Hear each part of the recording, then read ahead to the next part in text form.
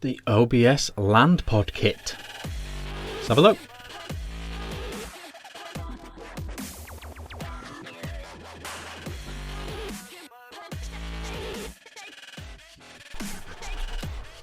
Hey guys, Vick here, back with another out of the box video.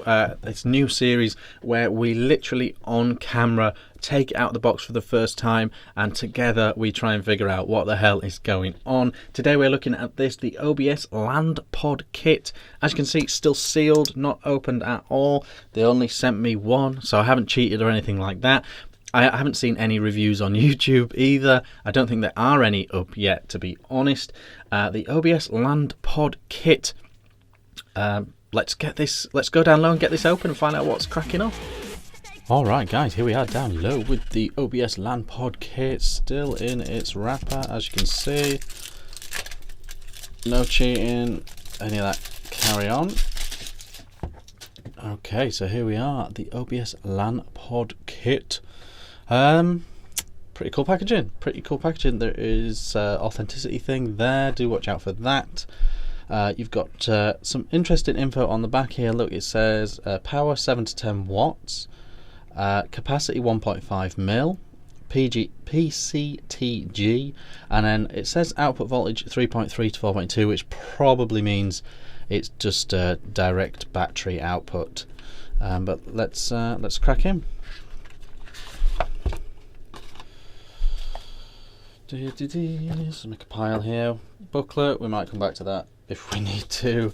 That authenticity thing again, I think. And then we are into it. Oh, it's a lot smaller than I thought, actually, to be fair. So this is the device. We'll come back to that. Designed by OBS. We'll come back to that. You've got these pods.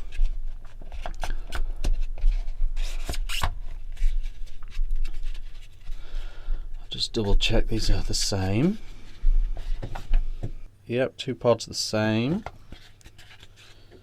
And then underneath we've got our charge cable and some replacement refill bungs if you accidentally rip them off.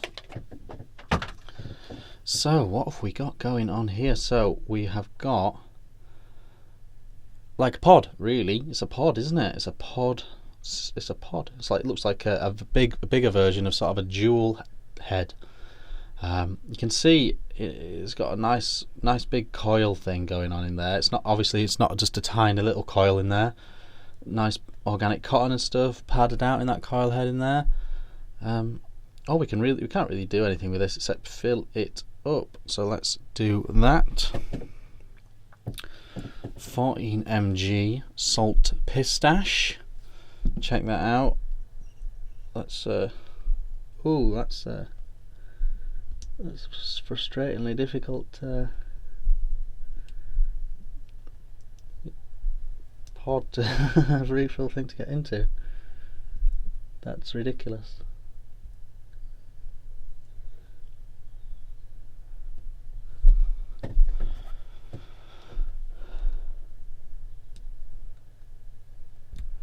So if you want to use this, if you want to refill this out and about, Jeebus H.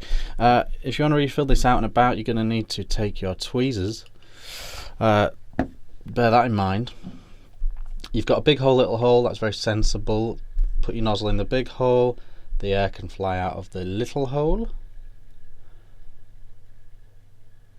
Let's just fill this up. Probably full enough for this. It's one of these that's going to be a little bit dependent on you swooshing it around to keep the cotton wet, but let's try and put this in the right way around. Okay, so I mean, in short, that's quite a janky refill process. You know that. It's just completely flush, this rubber bung, so it's really hard to get a grip on it. You can see why they've had to do that, but yeah, there we go. Anyway, very simplistic. 1.4 ohm apparently according to the box. We'll let that get juiced up while we look at the actual device. So we've got this slidey thing here. Now what this does is you pop your pod in, and you can hide your nozzle when you're not using it. So boom, vaping away, then you want it to go in your pocket, so you go bosh like that. That's what that's for. Land written down here. We've got this sort of pattern in. There's a range of styles available, and somewhere here micro USB. Interesting that it's on the top. That does mean you can set it on your desk quite happily and charge it, which is no bad thing. So pods just kind of pull in and out. They're on a contact connection down there, if you can see that. 1 2 3 4 5, and we are turning on. Obviously it's saying there's no pod in, so it's not happy with me, but other than that there's nothing else going on in here. So I'm going to give that 5 minutes to all soak up and everything, 5-10 minutes, and then we'll go up top and we'll have a vape on it. But that is the very dinky Land kit from OBS. Let's go. Okay guys, that was the OBS Land Pod Kit. Down low, first look, first impressions. A pretty interesting kit, pretty unique. I haven't seen one quite like this up to this point, so credit to them for that in a way, I guess. But a few things did jump out at us down low. First of all, the refilling method on the pod. It's really fiddly. It's very hard to get hold of and get a grip of. After I recorded that bit, I thought I better just check, was it just me because I was on camera, first time I'd ever seen it, and I was struggling with it. And I did have another go at opening and closing it. It was easier the second time, once it got a bit juiced up and all that sort of stuff. It was easier to get out, but still fiddly, still really fiddly refill method on this. They obviously need it to be flush so that the pod can slide in to the device, but yeah, really fiddly. So that was a thing. That was definitely a thing straight off the bat. Once you've got it filled up though, it's vaping away. What does it vape like? Let's have a blast.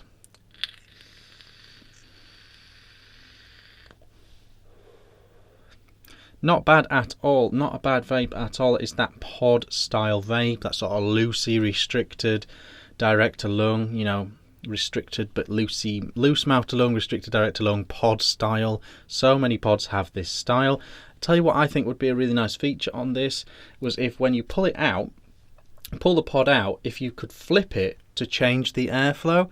So say one had 2 holes and a way of covering it on the bottom, and the other side had 1 hole. So if you flipped it this way, it was direct to lung, and if you flipped it the other way, it was tighter, you know.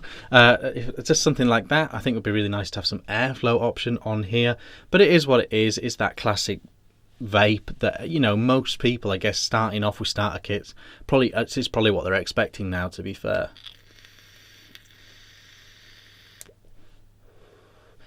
I didn't prime the wick or anything like that. There wasn't, because it's a sealed pod, there wasn't really a way to prime it.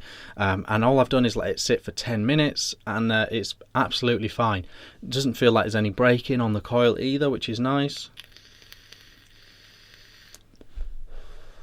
Vaping away quite nicely, quite nice flavour, etc. So not bad at all in terms of vape quality.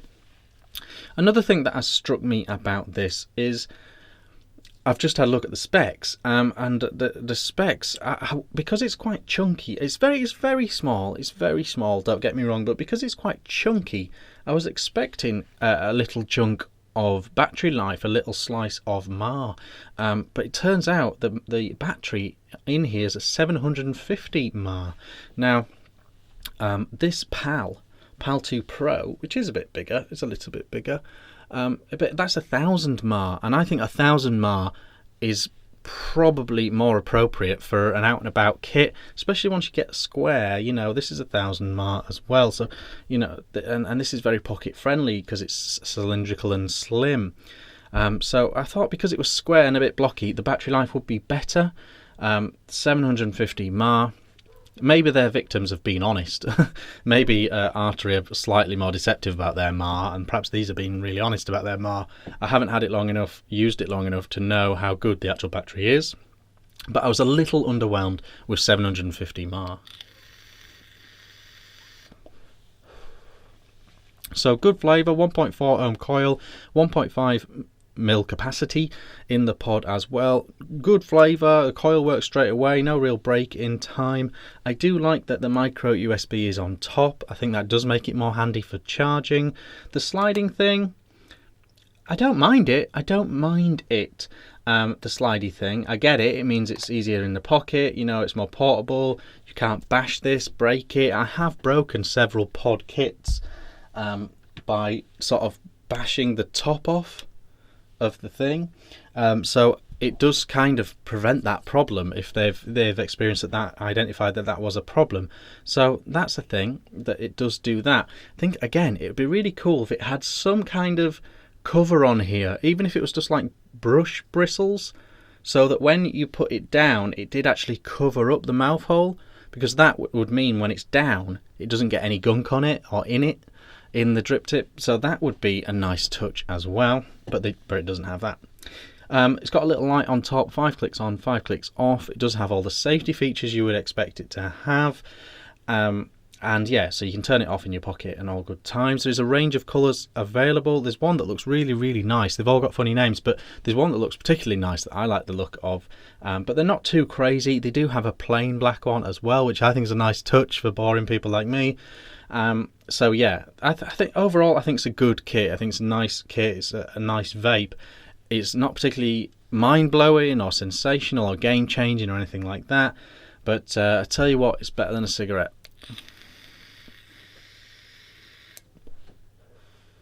Not bad at all. Because this is an out-of-the-box review, an out-of-the-box quick look type thing, I may have got some bits wrong or anything like that. If I find that I've got anything wrong, check the comments section. There'll be loads of angry people in there. But also I will do a pinned comment right at the top of all the comments with anything I've missed will be listed in that pinned comment. As I just said, it is an out-of-the-box review, so if you are super keen on this, maybe wait for a full review from a proper reviewer.